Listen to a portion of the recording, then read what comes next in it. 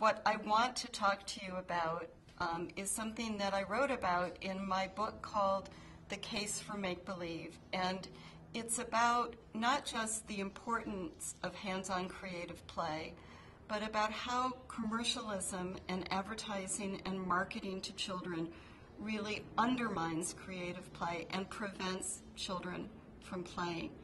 Now, often when I talk about the importance of play, what happens is people kind of look puzzled or bored, or their eyes sort of glaze over.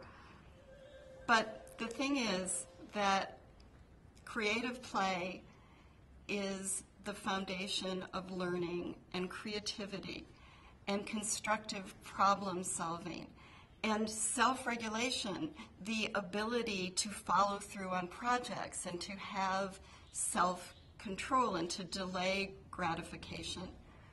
But also, it's the way that children wrestle with life to make it meaningful.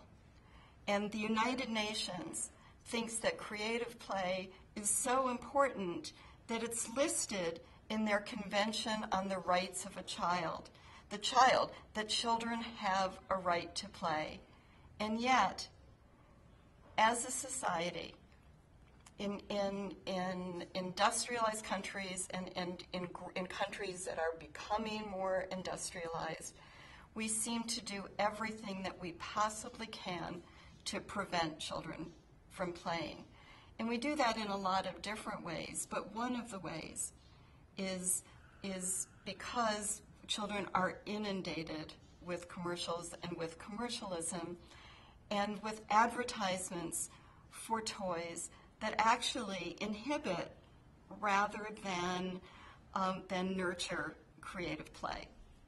And here's kind of how it works. One thing that marketers do and that the media industry does is that they have something called brand licensing.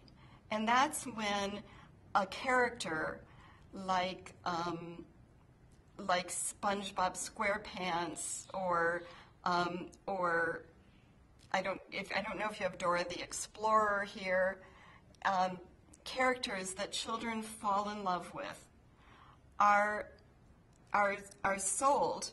Their images are sold to companies that make junk food, that make toys, that make clothes, that make toothbrushes and everything, all diapers, everything for kids.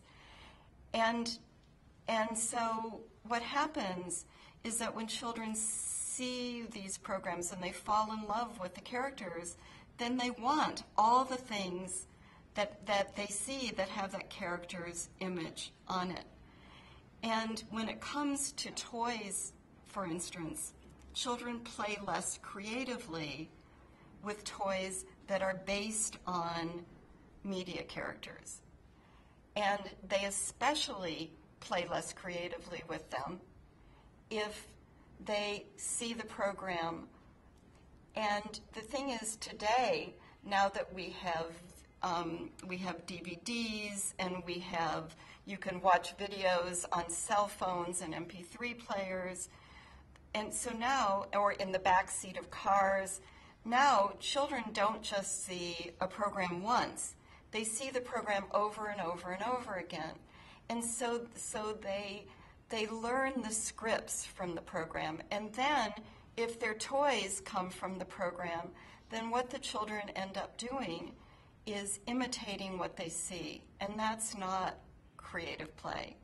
Creative play is when you can conjure something out of nothing, and it comes from inside of you. And if children are just imitating, then that's not really playing. It's just sort of doing the same things over and over and over again. And then, if these media toys, these toys with SpongeBob on them, or Spider-Man, or the Incredible Hulk, if these toys, or Transformers, if these toys come with batteries or with computer chips, then they're even less useful to children as playthings, because what happens is that all kids have to do is push the button. They just push a button, and then the toys jump and sing and flip over and talk and play music and do everything, and the kids are just sitting there and they're not really doing anything. So the best toys are toys that are 90% child and only 10% toys.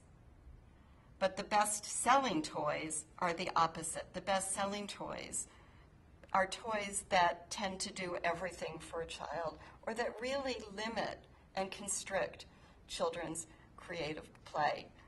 The best toys just lie there until a child makes it into something, until a child transforms it into something. And when children are immersed in commercialism, and when they see these characters and they see the toys with these characters' image on it, then the message to them and to their parents is that they can't have fun unless they have these toys, or that what they imagine, what they create themselves, isn't good enough.